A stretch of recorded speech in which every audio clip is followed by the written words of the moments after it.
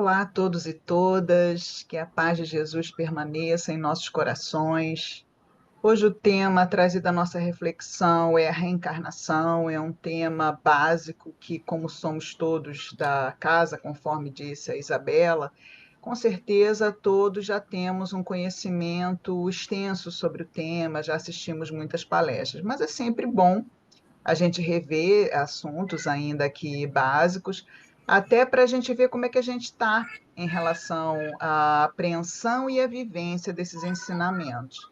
E por isso eu chamo a atenção, em primeiro lugar, para o título da palestra que foi colocado. É um título diferente, é um título, digamos assim, instigante, desafiador, e que tira talvez um pouco a ideia de que a reencarnação seria uma punição, como acontece em algumas outras abordagens religiosas de outros países, como a Índia, por exemplo, que entende a reencarnação como algo que acontece quando alguém falha, quando alguém comete algum erro, então tem que reencarnar, e muitas vezes reencarnar até em animais.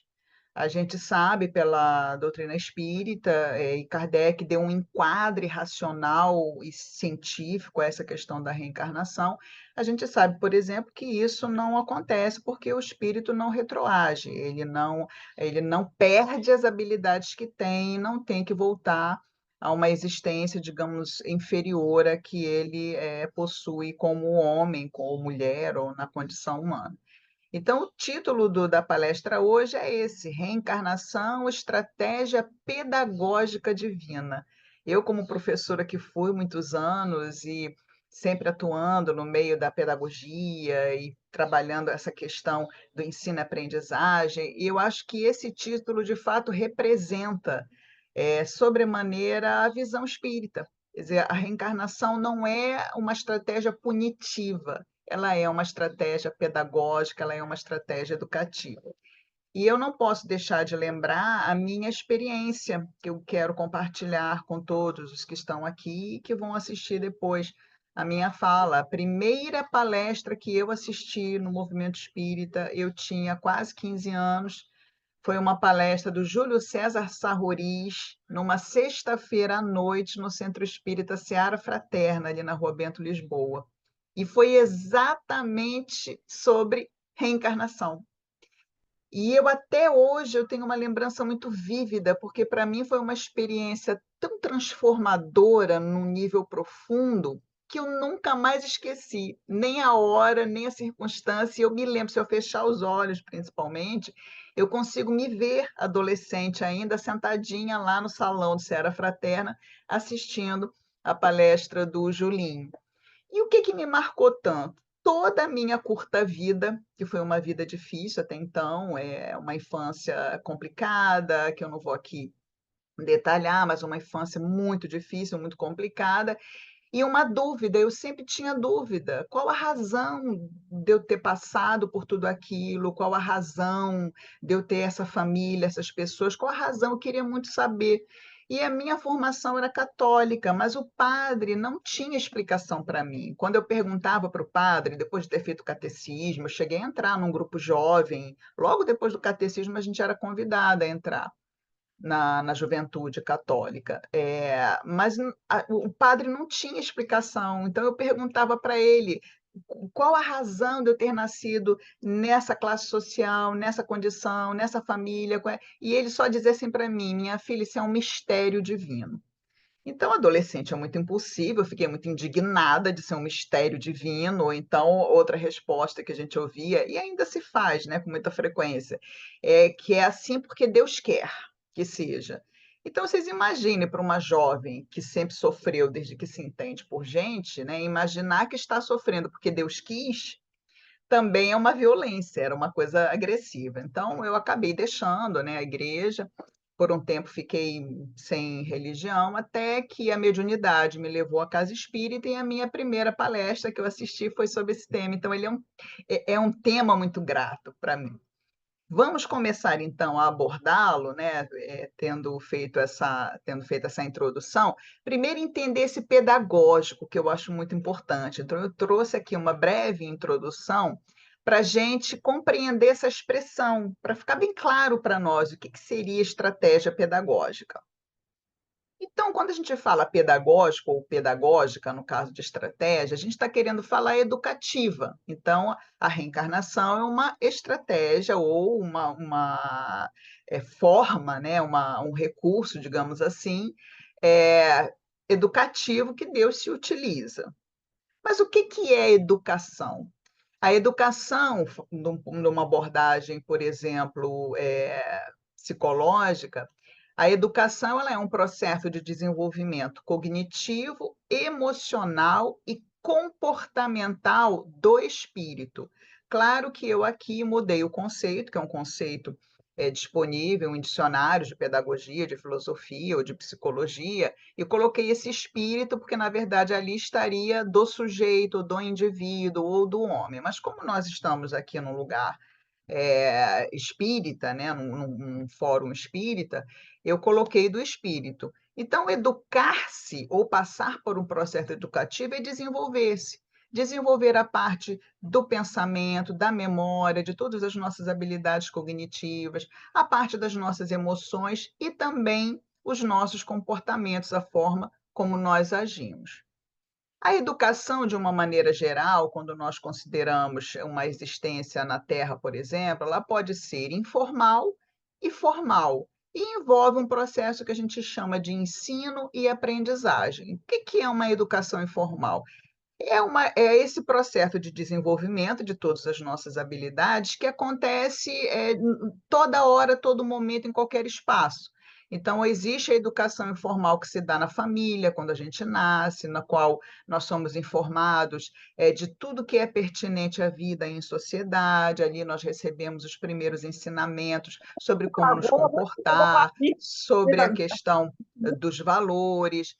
A educação informal, ela se dá no espaço do trabalho, nós aprendemos com os nossos colegas, na relação com os colegas, enfim. A informal, ela acontece em qualquer espaço, em qualquer lugar. Já o que a gente chama de educação formal é aquela que acontece em instituições de ensino, sejam instituições de ensino básico, sejam instituições de ensino superior, profissionalizante, e que aí tem um percurso mais amarradinho, um conteúdo, um planejamento de ensino, avaliação e etc. E esse processo de ensino e aprendizagem acontece tanto na formal quanto na informal. Então, nós aprendemos no contato com as outras pessoas e podemos, então, desenvolver essas nossas capacidades todas e mudar, basicamente, o nosso comportamento. Que é isso que eu gostaria de comentar também, que a educação, principalmente numa abordagem que a gente chama de comportamentalista, ela envolve a mudança de comportamento. Exemplo, uma criança que não sabe ler e escrever. Quando ela é submetida a um ensino, a uma educação, a um processo de ensino-aprendizagem formal, que geralmente é assim que acontece, ela vai passar a ler e escrever. Então, ela muda o comportamento de não saber para saber. E isso em todos os aspectos. Eu vou dar um exemplo na parte emocional. A gente pensa que amar é uma coisa espontânea. Não, a gente aprende a amar. A gente aprende o que é amor. A gente aprende tudo que está envolvido nesse verbo, nesse substantivo, dentro da cultura, dentro da época, dentro das referências que nós temos, muitas vezes até dentro das referências religiosas. Então, todo o processo educativo ele pretende que a gente mude, que aconteça uma mudança, que aconteça antes eu era assim, quando eu fui exposto ou exposta a um processo de ensino e aprendizagem, eu passei a ser de uma outra maneira, eu passei a agregar ao meu comportamento aquela aprendizagem, aquele ensinamento que eu acabei incorporando. Então, tanto do ponto de vista físico, quanto do ponto de vista espiritual, que eu falo do ponto de vista físico, do mundo físico, o ser aprendente passa por fases do desenvolvimento. Eu não vou entrar aqui para falar dessas fases, mas só vou citar Piaget, por exemplo, que é um dos mais conhecidos estudiosos do desenvolvimento infantil, em termos dessas fases do desenvolvimento cognitivo, emocional, da criança e do jovem. Então, assim como entre nós, uma criança, ela passa por estágios de desenvolvimento, também espiritualmente nós passamos por fases de desenvolvimento. Então pensem, logo que a gente adquire, né, que nós conseguimos a consciência de nós mesmos e passamos a encarnar na espécie humana, a partir dali, a gente entra numa fase muito inicial desse desenvolvimento. Então, a nossa inteligência ainda é muito rudimentar, todas as nossas faculdades emocionais muito rudimentares. Basta a gente ver um filme mostrando a pré-história, aqui no nosso planeta, que representa essa fasezinha inicial dentro do reino que a gente chama de reino hominal, né, que é a espécie humana. Basta a gente ver ali o iniciozinho, né, principalmente antes do domínio do fogo, quando as tribos ainda eram nômades, como que tudo era muito rudimentar. Então, essa fase nossa espiritual, nós vamos evoluindo também e passando de uma para outra fase até atingirmos aquilo que a gente chama em doutrina espírita de perfeição. Que é a perfeição? É quando nós temos o desenvolvimento total, pleno, de todas as nossas capacidades espirituais, algumas a gente nem conhece ainda. É quando a gente consegue já todo o entendimento, todo o conhecimento, tudo que há para ser conhecido, a gente já conhece, a gente atinge esse estágio que é chamado de perfeição. Muito bem, visto um pouquinho sobre o que é educação, o que seria uma estratégia educativa, vamos falar então sobre reencarnação para depois a gente juntar esses dois conceitos. Só lembrando aqui, né?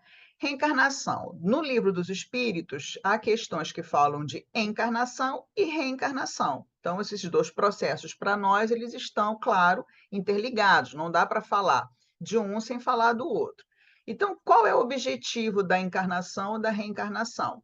Passar pelas vicissitudes da existência corporal para chegar à perfeição. Esse é um dos termos que a gente identifica quem é espírita. O outro é desencarnou. Quando alguém fala ao nosso lado, em qualquer ambiente, fulano desencarnou, é espírita. O outro é esse, gente, só espírita fala vicissitudes. E o que são vicissitudes? Vicissitudes pode ser sinônimo de sofrimento, pode ser sinônimo de dificuldade. São situações que a gente vai passando que nos desafiam, né? São as vicissitudes. Então, a encarnação, reencarnação, esse processo, tem como objetivo que a gente passe pelas vicissitudes da existência corporal para chegar à perfeição. Mas como que isso se dá? A gente vai ver em A Gênese, por exemplo, tem uma explicação lá de Kardec que ele diz que a obrigação de prover o alimento do corpo, a nossa segurança, o nosso bem-estar, força o espírito encarnado a empregar as suas faculdades, a exercitá-las, a desenvolvê-las. E, além disso, o homem encarnado, o espírito encarnado, ou o homem, colabora com o progresso material do mundo que lhe serve de habitação. Então, vamos raciocinar juntos. Nós, quando estamos no mundo espiritual, nós não temos necessidade de alimento e segurança, por exemplo. Nós não vamos morrer se ficarmos sem comer, nós não vamos morrer se ficarmos sem trabalhar. A gente pode escolher fazer nada como espírito para sempre. Mas quando nós estamos encarnados, não, porque a nossa existência, a nossa segurança, o nosso bem-estar depende que nós nos movamos no mundo para conseguirmos atender a essas necessidades. E com isso, nós vamos empregando faculdades e exercitando faculdades que no plano espiritual nós não teríamos a condição de desenvolver.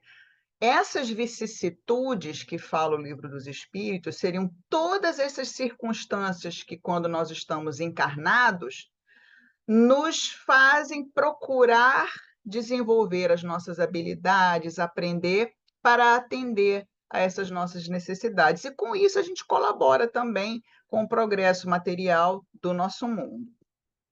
No céu e inferno tem ainda outra explicação que torna isso mais claro. Então é dito assim lá: que a encarnação é necessária ao duplo progresso moral e intelectual do espírito. Intelectual pela atividade que ele é obrigado a desenvolver pelo trabalho, no progresso moral, pela necessidade que tem uns dos outros. A vida social é a pedra de toque das boas e das más qualidades. Então, vejam que três fontes diferentes de Kardec, em que ele vai complementando essa ideia da reencarnação como essa estratégia educativa de desenvolvimento pleno das nossas habilidades.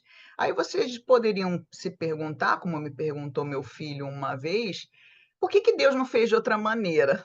E eu vou falar para vocês a mesma coisa que eu falei para ele. Não tem como saber por que que Deus não fez de outra maneira. Na época ele era um adolescente, então ele começou a me crivar de perguntas, que Deus poderia ter feito de uma estratégia mais simples, já ter criado a gente com uma série de habilidades. E aí a gente foi conversando, eu fui argumentando, ele contra-argumentando, mas para ele, ainda havia alguma coisa de falta de sentido.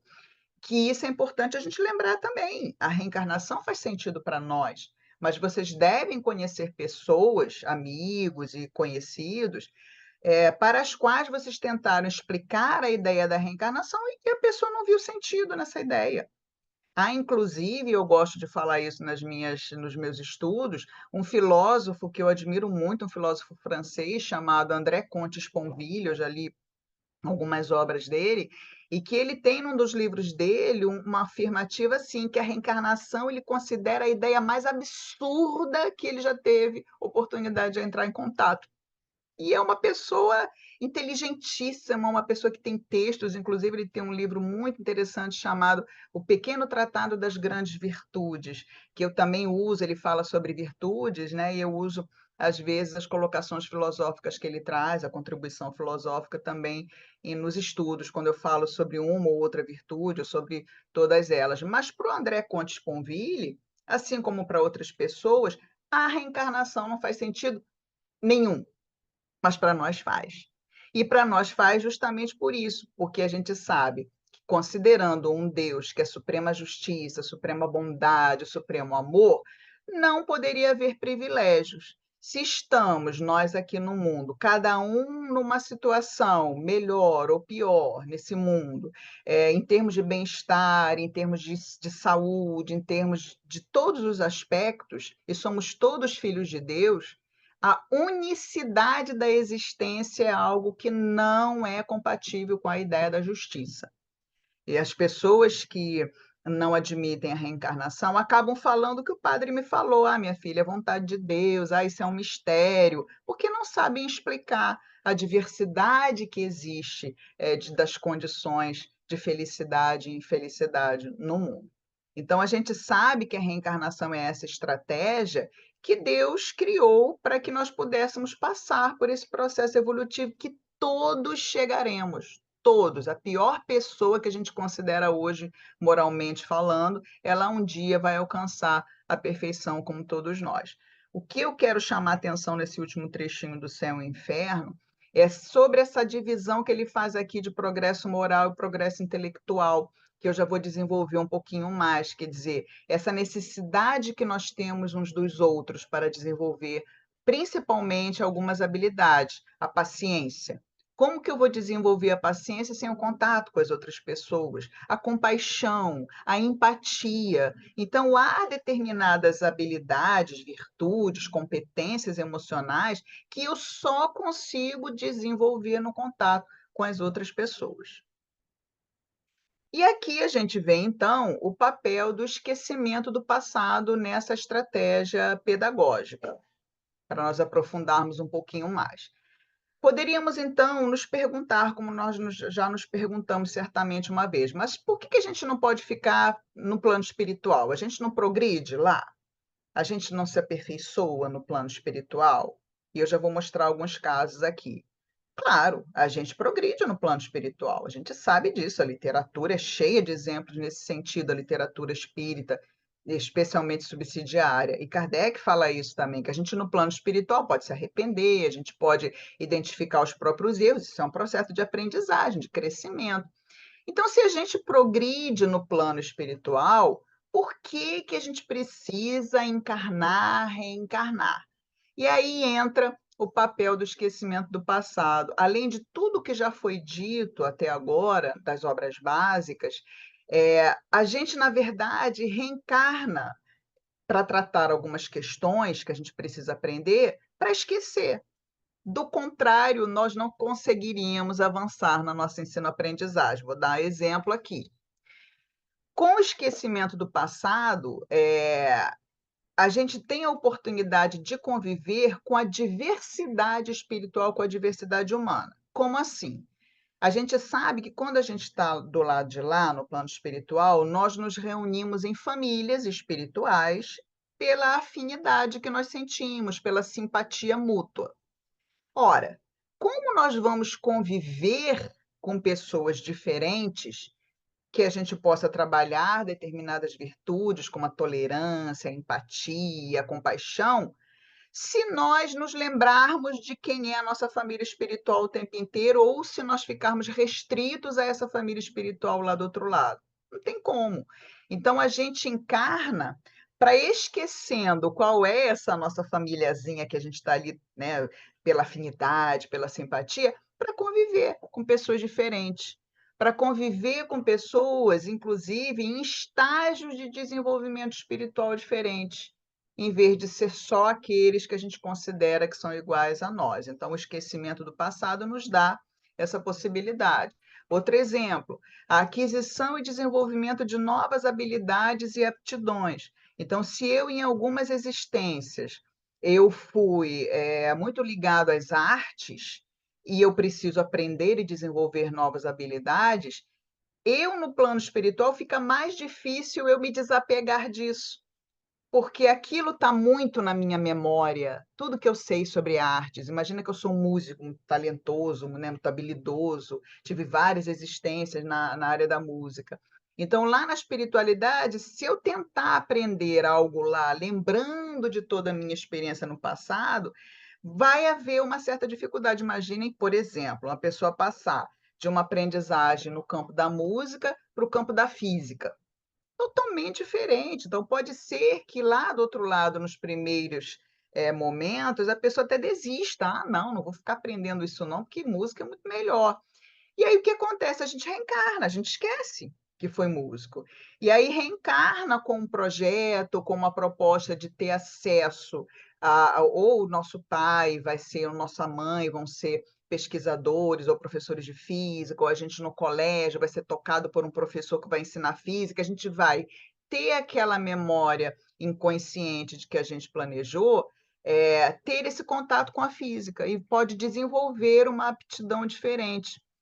Então, percebem, os espíritos falam isso, que muitas vezes essa memória das habilidades que nós já temos muito desenvolvida, elas são meio que atenuadas para que a gente possa, encarnando, reencarnando, pelo esquecimento do passado, desenvolver novas aptidões e habilidades.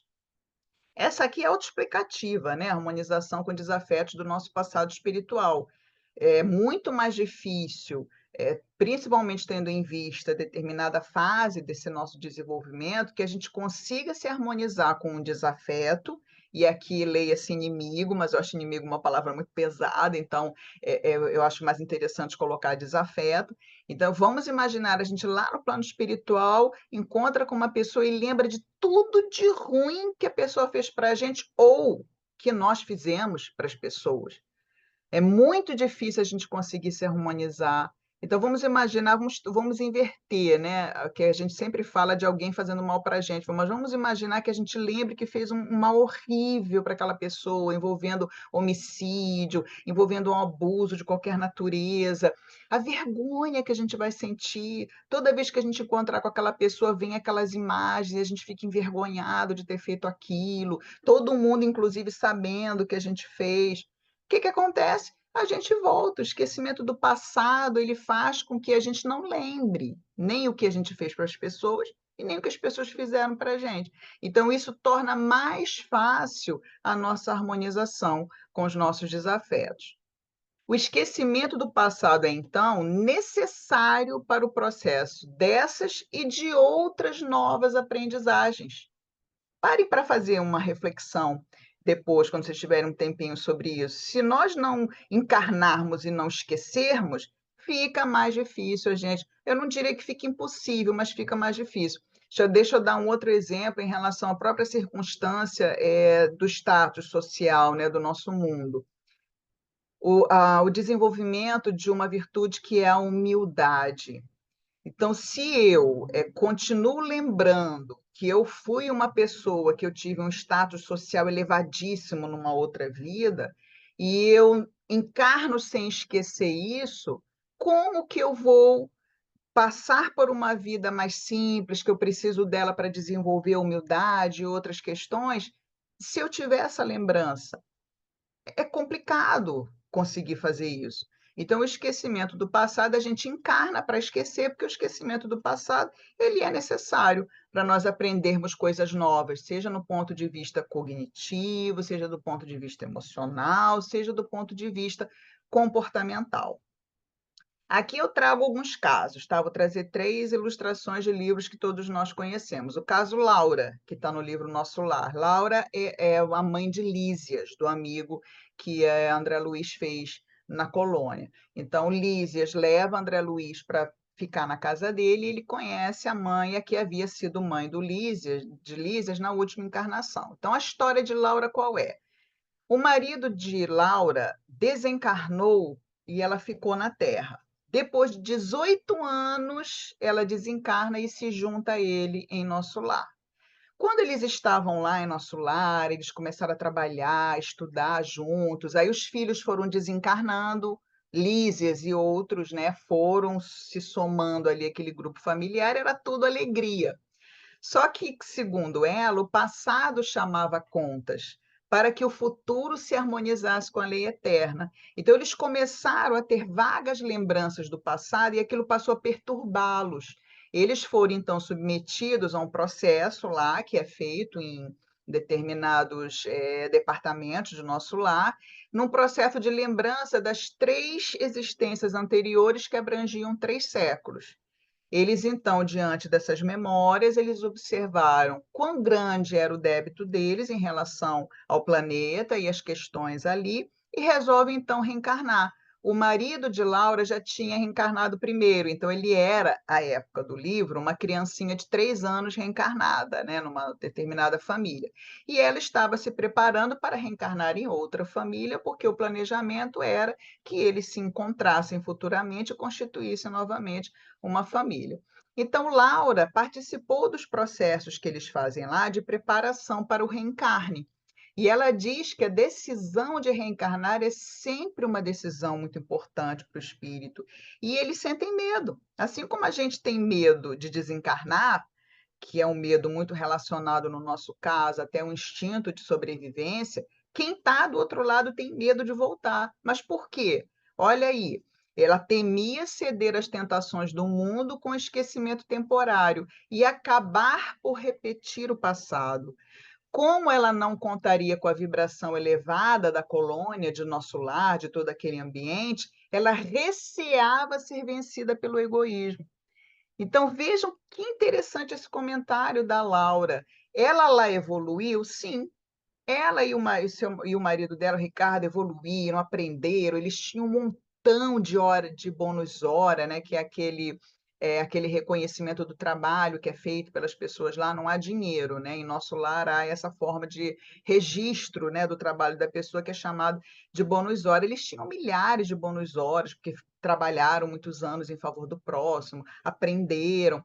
Só que isso no plano espiritual. A gente mostra realmente se nós aprendemos de fato quando a gente volta e a gente encarna, que a gente esquece, que a gente passa por uma série de situações, inclusive que se repetem, que são os momentos de tentação, os momentos de crise, os momentos que a gente tem a oportunidade de tomar uma decisão errada e a gente então desenvolve as nossas habilidades e utiliza os nossos conhecimentos para não repetir os erros e não ceder à tentação.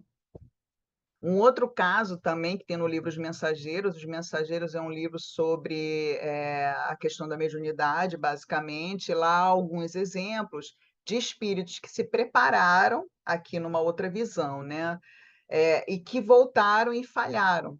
Então mostra o caso de Acelino, que fez uma preparação de 30 anos antes de reencarnar para ser médium, então ele reencarnou, no finalzinho ali do século XIX, ele retorna, né, final de anos 1800, com plena saúde física e mental, para exercer a mediunidade de vidência, audiência e psicografia.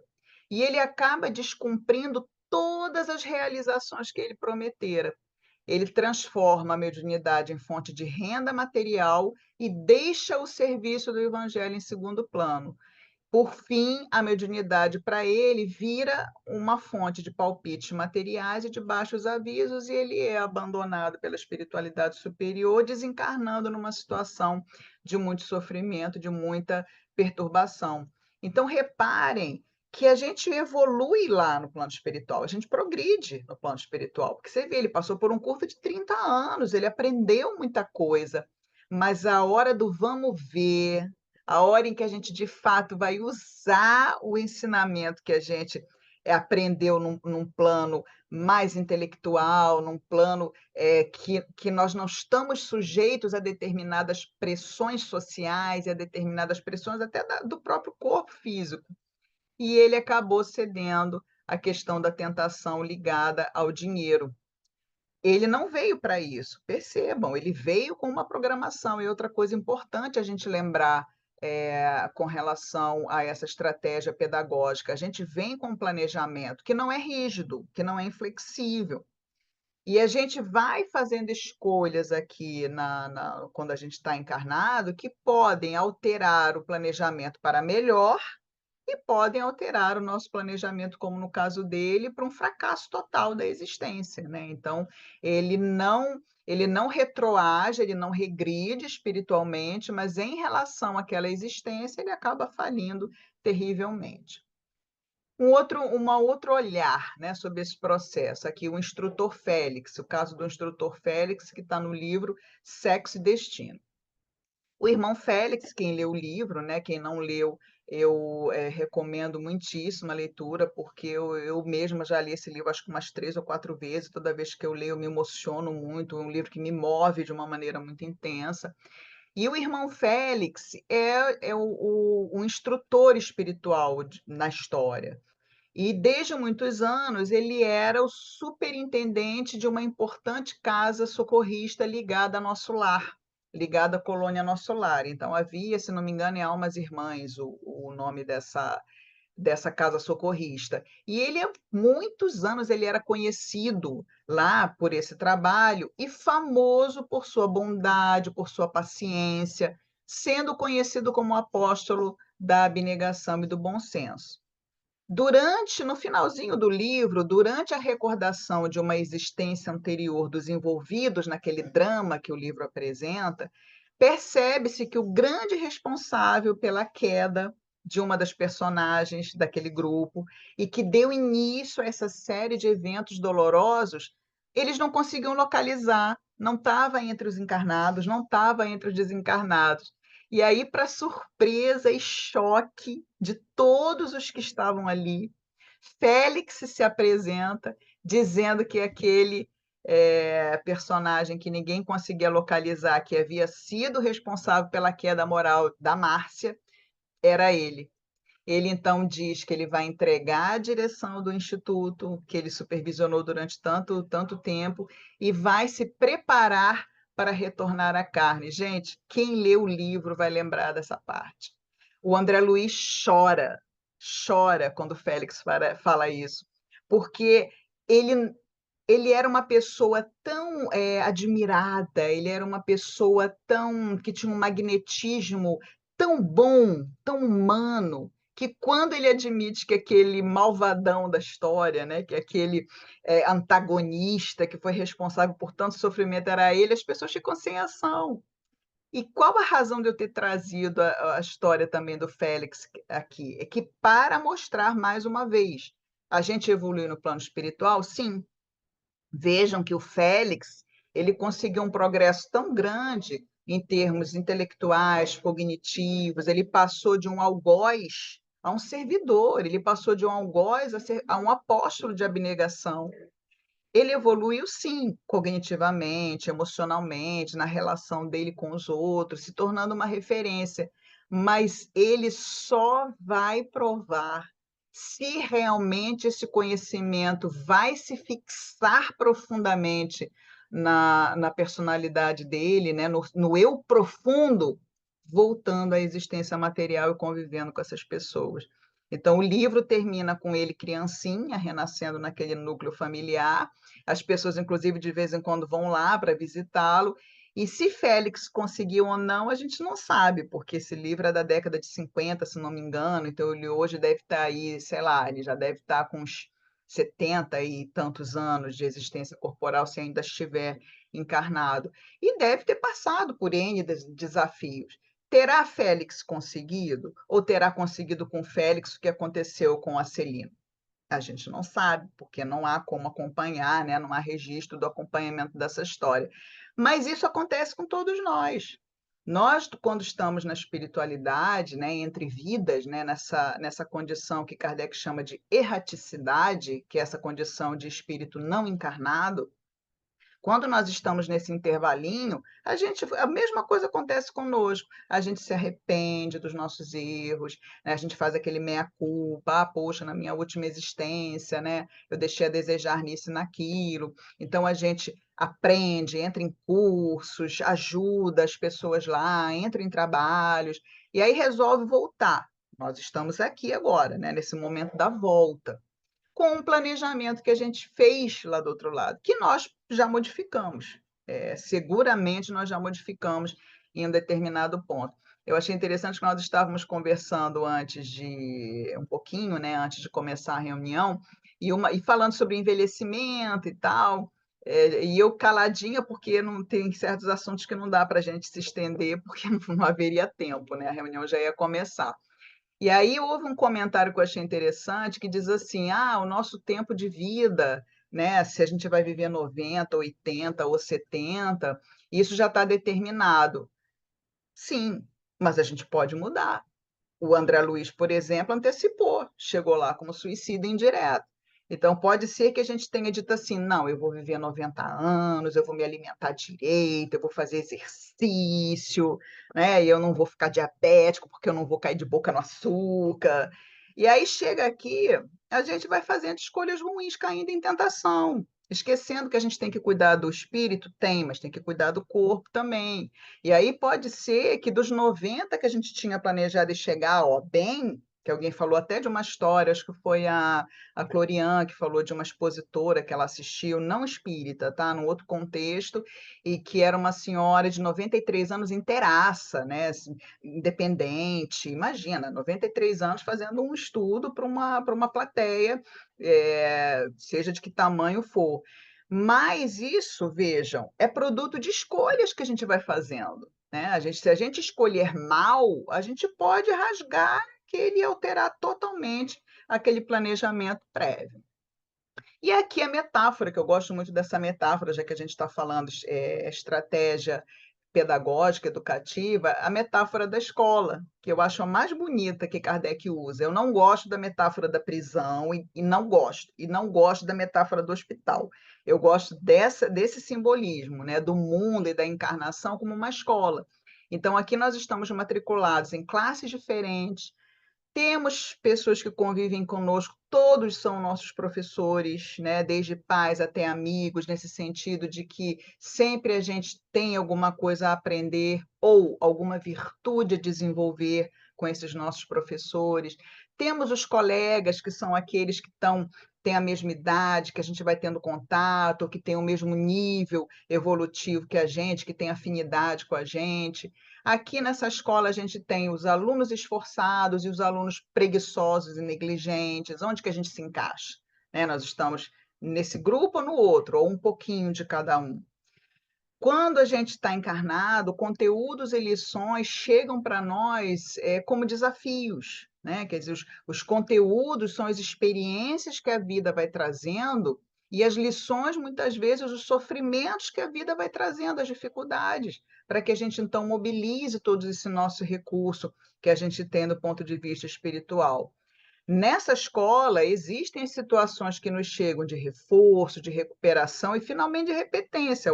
O Acelino, por exemplo, se ele puder, se for autorizado, ele vai ter que voltar e repetir aquela experiência que foi tão mal sucedida.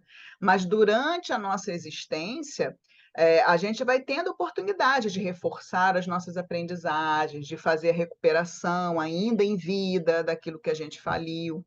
E, finalmente, tem a ideia da mudança de escola. Quando a gente aprende tudo nessa escola chamada Terra, a gente tem a oportunidade de ir para uma outra escola, né, de um nível mais elevado. Então, eu gosto bastante dessa imagem da escola. E aqui um pouquinho, né, sobre o processo de aprendizagem, que eu vou colocar aqui já toda a questão 254 do livro Consolador de Emmanuel, que nos dá essa pista de como que nós podemos fazer, né, para principalmente de aprendizagem moral, que a intelectual ela é importante, mas o que vai nos fazer caminhar cada vez mais rápido é o nosso desenvolvimento moral. E o que quer dizer desenvolvimento moral? É sempre uma questão de decisão de como agir perante o outro, como agir perante nós mesmos, né? O que é o certo, o que é o errado. Então, na questão dos 5 quartos do Consolador, é perguntado a Emmanuel o que é a paciência e como adquiri-la. E Emmanuel começa a falar, dar alguns toques sobre o desenvolvimento da paciência enquanto virtude, que serve para qualquer virtude. E uma das primeiras coisas que ele fala é o seguinte, que na aquisição, no desenvolvimento de qualquer virtude, nós temos que abolir 3 vícios. Abolir o vício de abandonar o esforço próprio, tem um Szinho ali a mais, né? Então, depende de nós, do nosso esforço, e a gente com muita facilidade abandona, né, as coisas, da nossa indiferença e de culpar forças exteriores. Então, a gente gosta, são vícios, e Emmanuel chama que isso são vícios. Repare-se na encarnação, no nosso caminhar, quantas vezes ou se a gente está fazendo isso. A gente está deixando de se esforçar aquilo que a gente pode, de se dedicar. Se nós estamos sendo indiferentes, gente, tem gente que fica falando, eu já falei isso em outro estudo. Ah, não, nessa encarnação está muito difícil, eu vou deixar para a próxima. Isso é um processo de indiferença quanto ao próprio desenvolvimento. Vai deixar para a próxima, é assim mesmo, é verdade. Aí o amigo espiritual deve olhar para a gente e falar assim: ai meu Deus, não pode. Quer dizer, é uma indiferença, a gente está sendo negligente e a gente gosta de culpar as forças exteriores, a gente gosta de terceirizar a nossa situação. Ah, não, eu não consegui isso por causa do fulano, por causa disso, por causa daquilo. A doutrina espírita nos mostra que nós somos arquitetos do nosso destino, a gente não tem controle claro sobre aquilo que nos chega. Porque aquilo nos chega, né? Muita coisa que nos chega, a gente planejou em outras vidas, mas a gente sempre vai ter escolha sobre a forma como nós reagimos àquilo que nos chega. E isso é importante a gente ter em mente.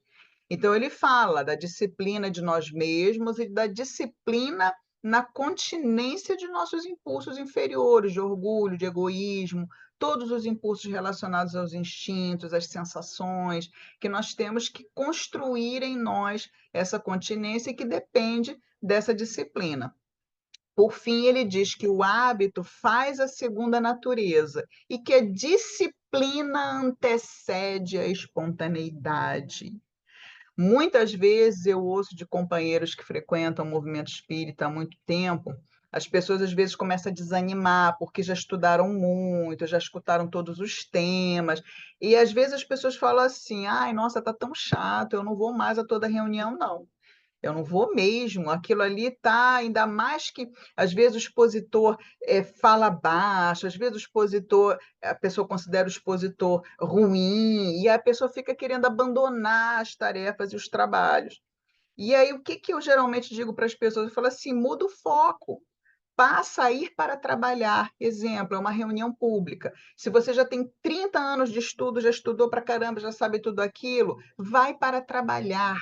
Coloca na sua cabeça que você está indo ali, por exemplo, para dar passe. Não, eu tenho um compromisso com o passe, eu estou indo porque eu sou tarefeiro do passe, da área de tratamento bioenergético. Então, eu estou indo para trabalhar, porque quando a gente se põe uma motivação, e se a gente tem a disciplina nessa motivação, isso acaba se tornando espontâneo, a gente já nem mais questiona, a gente nem mais olha quem é que vai falar para decidir se vai ou não vai. A gente vai, porque a gente já construiu essa disciplina que antecede a espontaneidade. E, por fim, eu recomendo a todos e todas a leitura dessa mensagem Examinemos a Nós Mesmos, que está no livro Opinião Espírita, e é de André Luiz, é o capítulo 1. E nessa mensagem, o André Luiz começa dizendo que espírita que não progride durante 3 anos tem que parar e fazer uma reflexão muito profunda.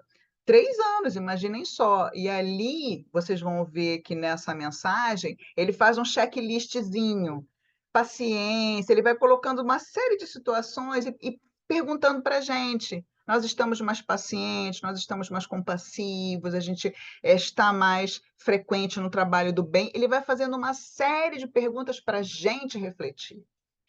Nós que aqui estamos, seja que idade a gente tiver, né? Alguns estão na madureza, não sei se outros, se há alguém aqui bem mais jovem. De qualquer maneira, nós ainda estamos nessa vida, nós ainda estamos em tempo de aproveitar a nossa encarnação nesse processo, que é esse processo de aprendizagem, que é contínuo o processo, ele também não cessa, né? Termina na nossa existência corporal, mas a gente desencarna e continua aprendendo do outro lado de lá. Mas até que essa nossa existência termine, a gente pode aprender. Então, eu convido nesse momento todos e todas para que a gente possa se examinar, para que a gente possa fazer essa avaliação, porque também qualquer processo educativo que a gente não promova uma avaliação, fica difícil a gente saber se a gente está atingindo ou não esses objetivos de ensino-aprendizagem. E que Jesus, nosso mestre tão amoroso, que nos ensinou tanto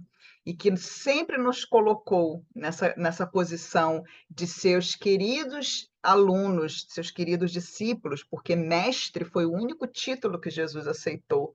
Então, que esse nosso mestre, que é todo amor, todo bondade, nos ilumine e nos abençoe, agora e sempre. Obrigada, Tânia. Bom, agora nós vamos passar então para a parte da prece final, e aí eu vou pedir, né, se tiverem os médiuns passistas presentes, que possam se colocar à disposição para a emanação dos fluidos. Tânia, você faz a nossa prece final? Sim, obrigada. Então vamos. Gente, onde nós estivermos, procurem colocar os 2 pés no chão, colocar a coluna ereta para a gente centralizar e alinhar, né, na verdade, os nossos centros de força. Vamos respirar fundo, porque nós aqui estamos numa corrente mental, numa corrente de presença em que nós estamos recebendo uns dos outros a atenção, a empatia. Vamos, nesse momento, trazer Jesus, nosso mestre querido, todo amor e bondade às nossas mentes, e pensando em Jesus, agradecer. E assim estamos, Jesus, agradecendo as bênçãos que temos na nossa vida, principalmente a bênção do conhecimento espírita, que nos ajuda a dar sentido a tudo que vivemos.